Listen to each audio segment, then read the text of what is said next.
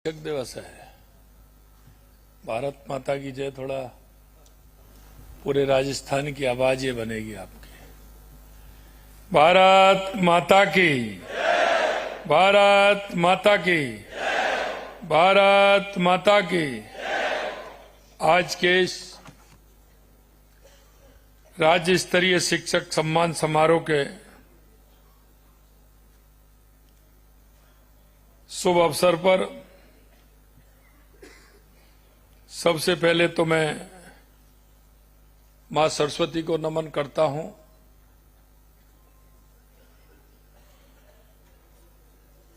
और देश के एक महान व्यक्तित्व जिन्होंने आजादी से पहले और आजादी के बाद में अपने आप को इस मां भारती के लिए समर्पित करते हुए देश के अंदर एक जिस बीजारोपण का काम किया, ऐसे में जो इस खुशी को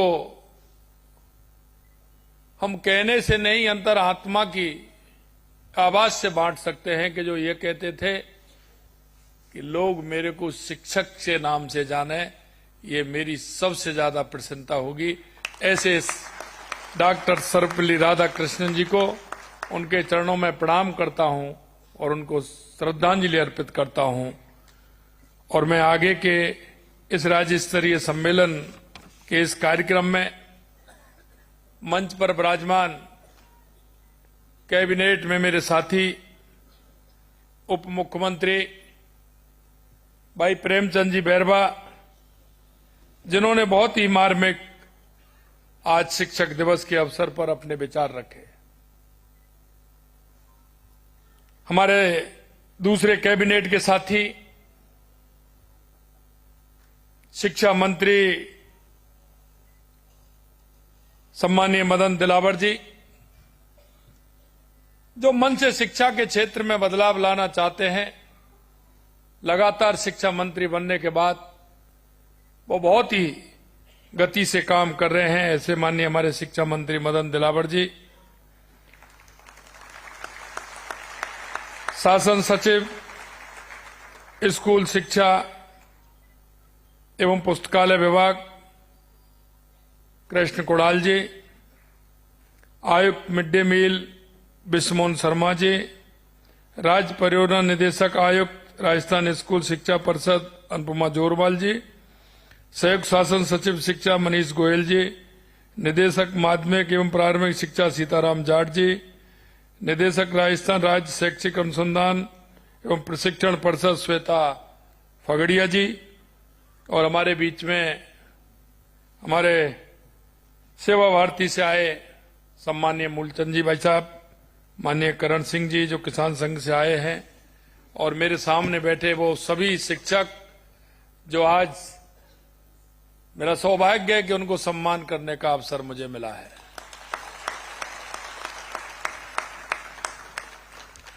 मैं आप सभी गुरुजन महानुभावों का,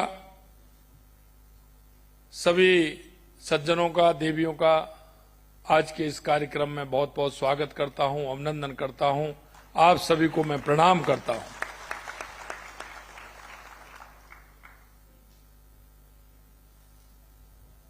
आज शिक्षक दिवस के इस पावन अवसर पर राज्य स्तरीय शिक्षक सम्मान समारोह आप सभी के बीच में मैं उपस्थित होकर अपने आप को गौरवान्वित महसूस कर रहा हूं। यह दिन केवल एक उत्सव नहीं बल्कि उन शिक्षकों के प्रति कृतज्ञता का दिन है जो समाज का भविष्य गढ़ते हैं।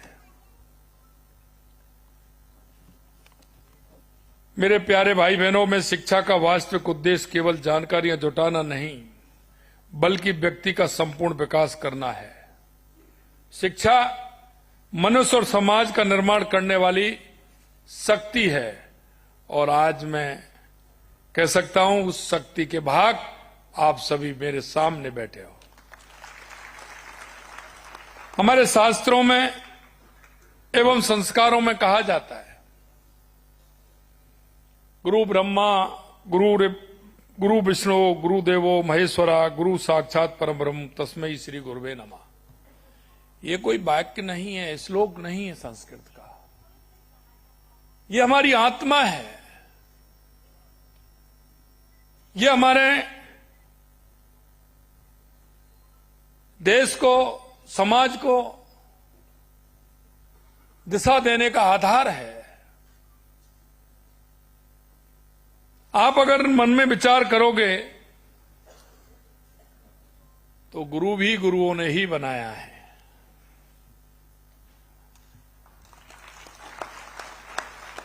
गुरुओं को भी गुरुओं का आशीर्वाद रहा है और ये हमारी परंपरा है।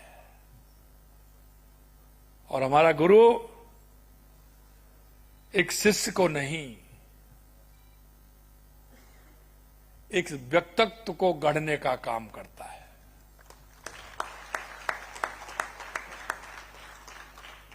गुरु की स्थिति उस प्रजापति की होती है जो एक मटके के अंदर जब उसको ठोकता है, बनाता है, तो उसमें एक हाथ उसके अंदर होता है और दूसरा हाथ बाहर होता है, और उस पर जब वो चोट करता है तो अंदर का सहारा लगाता है और ऊपर से धीरे धीरे ठोकता है। और जब उसका स्वरूप निखरता है तो अपना किस तरह से वो काम करता है, और हम सबको उसको देखने में और उसको जब हम काम में लेते हैं तो हम जिस उद्देश्य के लिए उसको लेकर के आते हैं वो उद्देश्य हमारा पूरा होता है। मैं आप सभी गुरुजनों को यही कहना चाहता हूं कि हमारी ये भारतीय संस्कृति में गुरु शिष्य परंपरा हजारों वर्ष से ज्ञान प्रकाश फैलाती आई है, और आप किस तरह से उस शिष्य को एक मजबूत, एक विचार, एक संस्कार देने का काम करते हैं। मैं कह सकता हूं कि इस राष्ट्र को मजबूत बनाने में, समाज को दिशा देने में, समाज का उत्थान करने में अगर सबसे पहले किसी का योगदान है तो वो हमारे गुरुओं का योगदान है, हमारे गुरुओं का योगदान।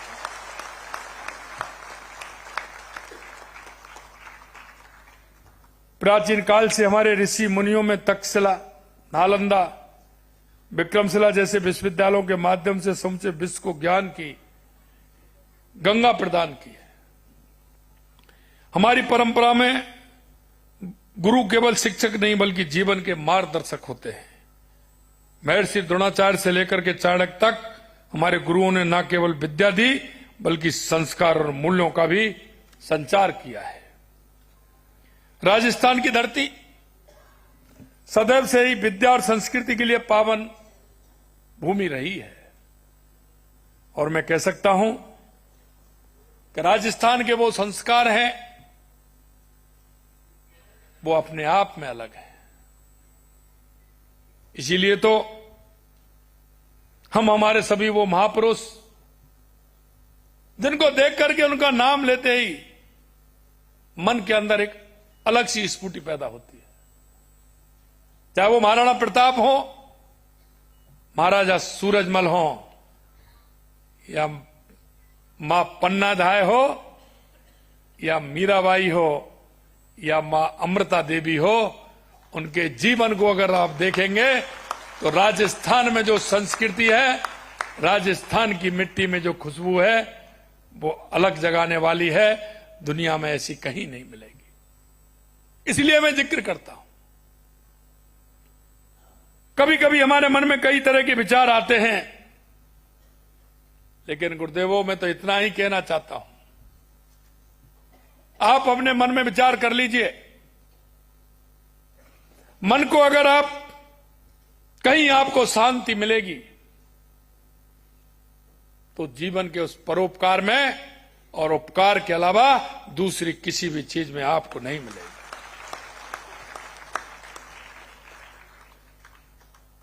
आपने देखा यहां के महाराजा सवाई सिंह जय सिंह द्वितीय ने जयपुर में जंतर मंतर बनवाकर खगोल विज्ञान को नई ऊंचाइयां देने का काम किया था। पुष्कर और माउंट आबू जैसे स्थान माध्यमिक आध्यात्मिक शिक्षा के केंद्र बने रहे। राजस्थान में ज्ञान हस्तांतरण की परंपरा अत्यंत समृद्ध रही। यहां के कलाकार ने पीढ़ी दर पीढ़ी इतिहास, संस्कृति और नैतिक मूल्यों को आगे बढ़ाया। हमारी संस्कृति, शास्त्रीय संगीत से लेकर के हमारे जितने भी गायन के क्षेत्र में हमारे कलाकार हैं, उन्होंने राजस्थान का नाम ऊंचा करने का काम किया है।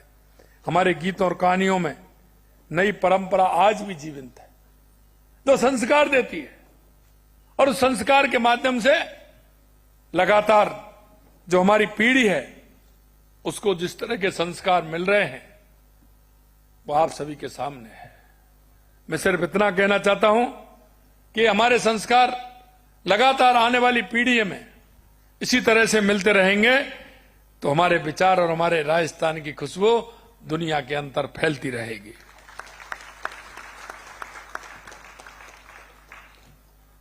क्योंकि आप देखते हैं, प्रेमचंद जी कह रहे थे, पहली गुरु मां होती है, पिता परिवार होता है, लेकिन परिवार के बाद कौन होता है?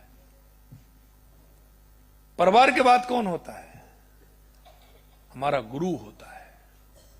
और गुरु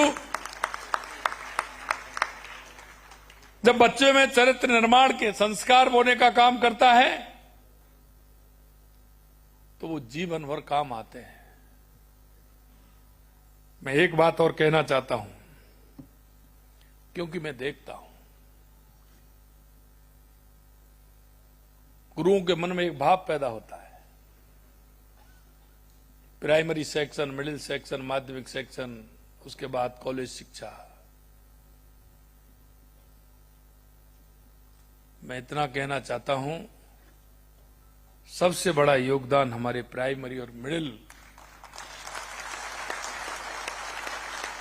के जो हमारे गुरुजन हैं, माध्यमिक शिक्षा तक जो हमारे गुरुजन हैं, चरित्र निर्माण में सबसे बड़ा योगदान है तुम्हारे उन गुरुओं का। क्योंकि जो कच्चा घड़ा होता है उसमें जिस तरह का हम बनाना चाहते हैं वो उस तरह का बनता है। मैं आपसे इतना ही अनुरोध करना चाहता हूं, इस राष्ट्र की प्रगति, देश की प्रगति, प्रदेश की प्रगति, जिले की प्रगति, मेरे गांव की प्रगति अगर वो किसी के हाथ में है तो हमारे गुरुओं के हाथ में है। उसको ठीक प्रकार से सजोने का काम करेंगे। मैं देखता हूं हमारी माता बहनों का योगदान भी बहुत अनुकूल है, बहुत बड़ा योगदान है।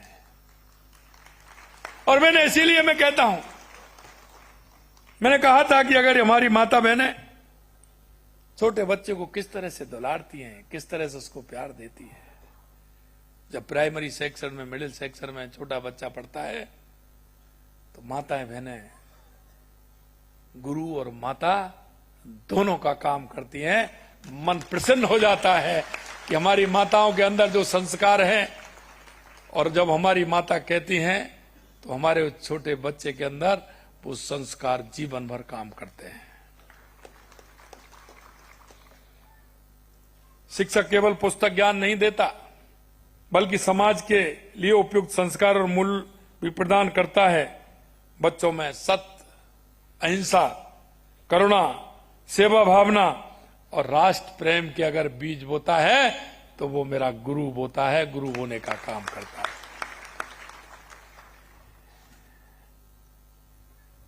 आप केवल गणित के फार्मूले या इतिहास की तारीखें नहीं सिखाते हैं, आप जीवन का सबसे बड़ा पाठ पढ़ाते हैं।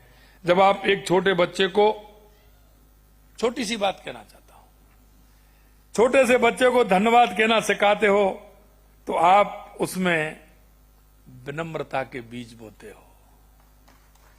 धन्यवाद बहुत छोटा शब्द है, लेकिन धन्यवाद कहना हमको कैसे आता है? हम अगर उसको प्रयोग में लेते हैं, उसको अगर बच्चे को सिखाते हैं तो वो कितना मन प्रसन्न करता है। अगर सामने वाले को किसी काम होने के बाद अगर हम उसको प्रणाम करके धन्यवाद देते हैं तो उस व्यक्ति के मन में वो उसके प्रति सम्मान प्रकट करता है। आप सिखाते हैं असफलता कोई अंत नहीं बल्कि एक नई शुरुआत होती है। आप सिखाते हैं कि ईमानदारी सबसे बड़ा धन है। आप सिखाते हैं दूसरों की सेवा सच्ची पूजा है। मैं आपसे इतना ही कहना चाहता हूं कि आप परिवार के अलावा अगर बच्चे में संस्कार देने का काम करते हैं और वो ऐसे संस्कार होते हैं कि वो जीवन भर याद करने वाले होते हैं। और गुरु का सम्मान तो वो होता है जब अपने आप के सामने अपने शिष्य को कहीं ना कहीं अपने से बड़ा देखता है तो गुरु के सपने पूरे हो जाते। मैं आपको इतना ही कहना चाहता हूं कि राष्ट्र के निर्माण में हम हमारी सहभागिता, क्योंकि जिस गुरु ने हमको और आपको भी पढ़ाया है उनके भी सपने यही थे। और हमको ये भी नहीं भूलना चाहिए कि हम भी किसी न किसी गुरु की कृपा से अपने स्थान पर आए हैं। मित्रों, आज गर्व से कह सकता हूं कि हमारी सरकार ने शिक्षा के क्षेत्र में महत्वपूर्ण बदलाव किए हैं और हम करने वाले हैं, क्योंकि हम उस काम को करते हैं जिससे प्रदेश की प्रगति हो, राष्ट्र की प्रगति हो, हमारा प्रदेश मजबूत हो और हमारा राष्ट्र मजबूत हो, हमारा जिला मजबूत हो, हमारी तहसील मजबूत हो, हमारा गांव मजबूत हो। शिक्षा विभाग में 20,000 से अधिक नियुक्ति दी गई है और 18,000 से अधिक शिक्षकों के पदों के लिए विज्ञापन जारी किए जा चुके हैं। 33,217 कार्मिकों को पदोन्नत किया गया है। ये इस बात का प्रमाण है कि हम शिक्षा की गुणवत्ता के लिए प्रतिबद्ध हैं।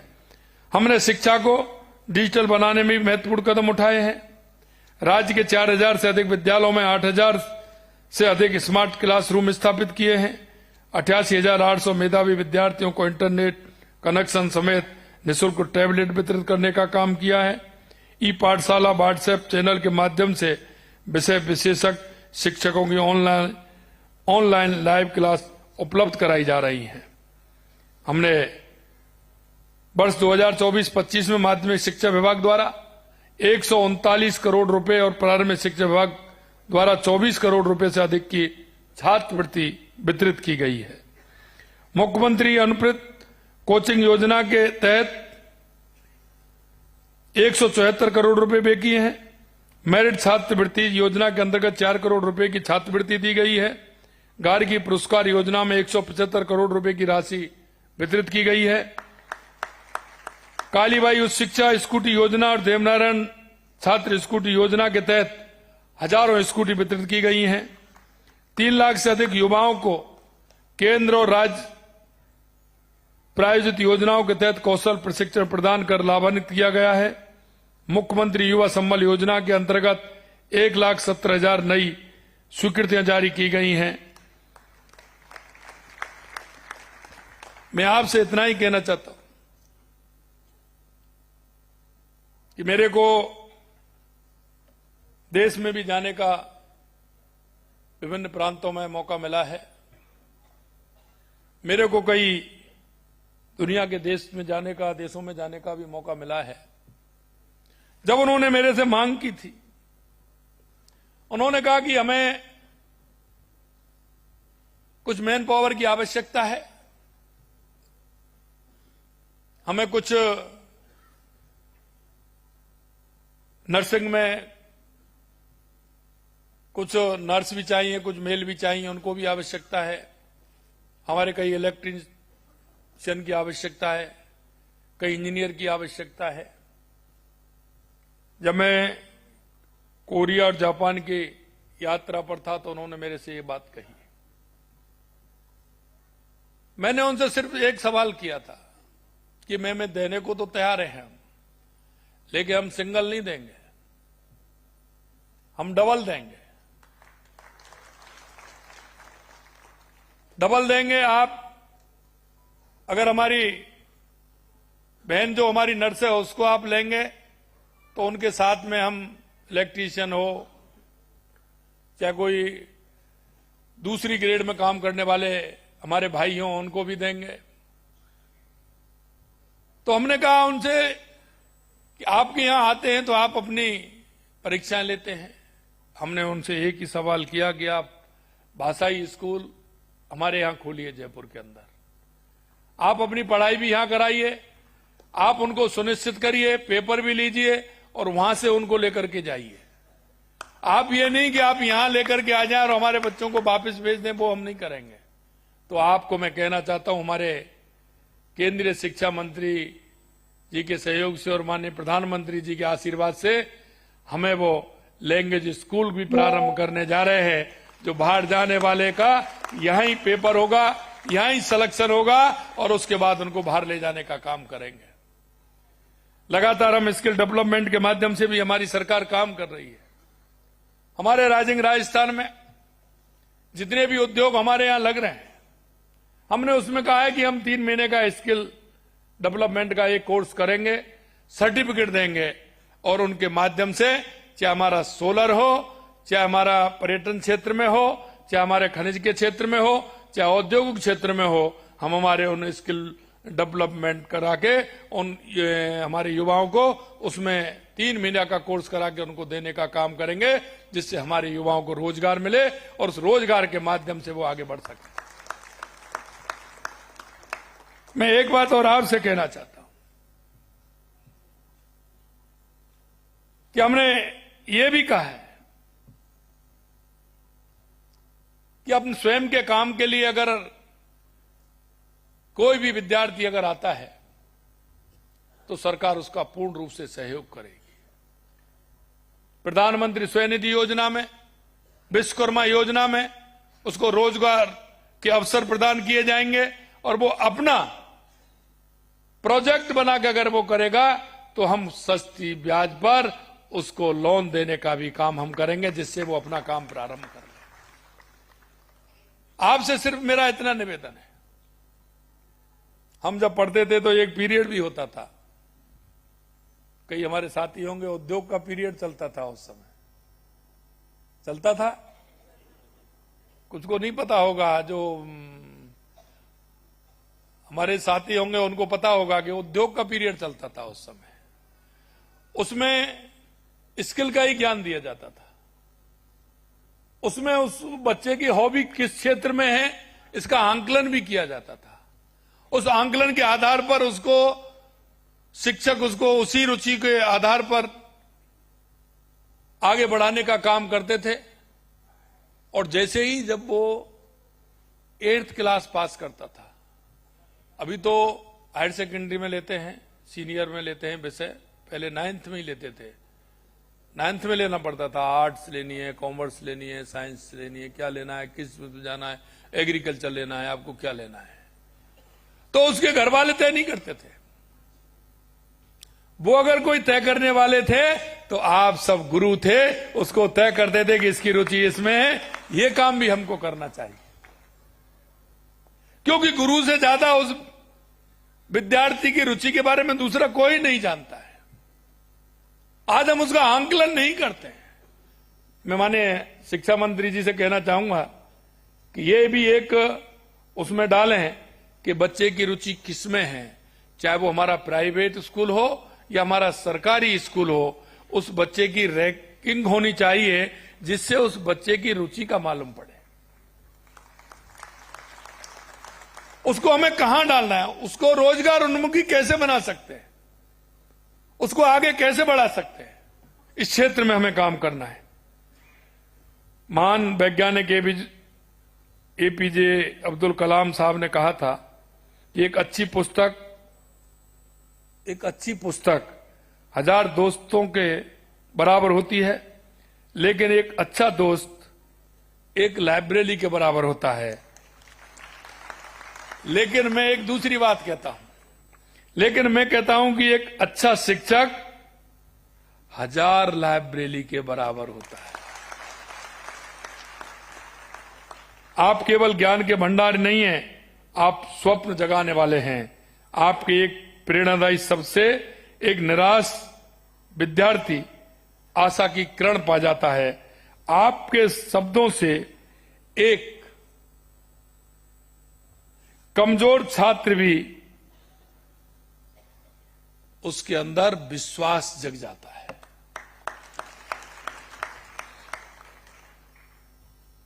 मैं आज सभी गुरुजनों को आज मैं आपके इस कार्यक्रम में आपको आश्वासन देता हूं कि राज्य सरकार आपके साथ है। हमने शिक्षा के क्षेत्र में अनेक सुधार किए हैं और लगातार कर रहे हैं। शिक्षकों के कल्याण, उनके सम्मान और उनकी बेहतर कार्यदशाओं के लिए हमारी सरकार प्रतिबद्ध है। हमारा मानना है कि जब तक शिक्षक सम्मानित महसूस नहीं करता तब तक शिक्षा का विकास नहीं हो सकता। आज का ये कार्यक्रम केवल एक दिन का कार्यक्रम नहीं है, ये हमारी नीति है। मैं सभी शिक्षकों को आभार व्यक्त करता हूं। आपने मुझ में भी, क्योंकि आज मैं भी हूं और मंच पर बैठे हमारे सभी साथी हैं, वो आपकी वजह से है।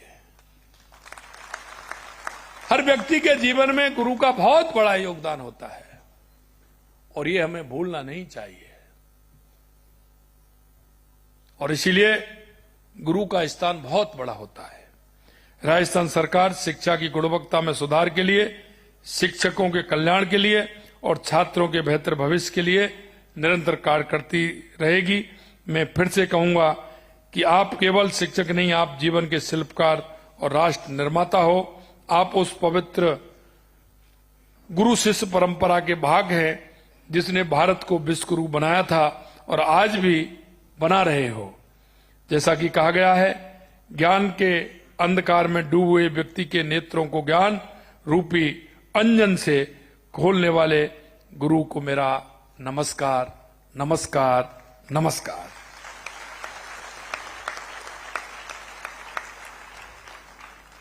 अंत में मैं इतना कहूंगा कि हम इस राष्ट्र के प्रहरी हैं।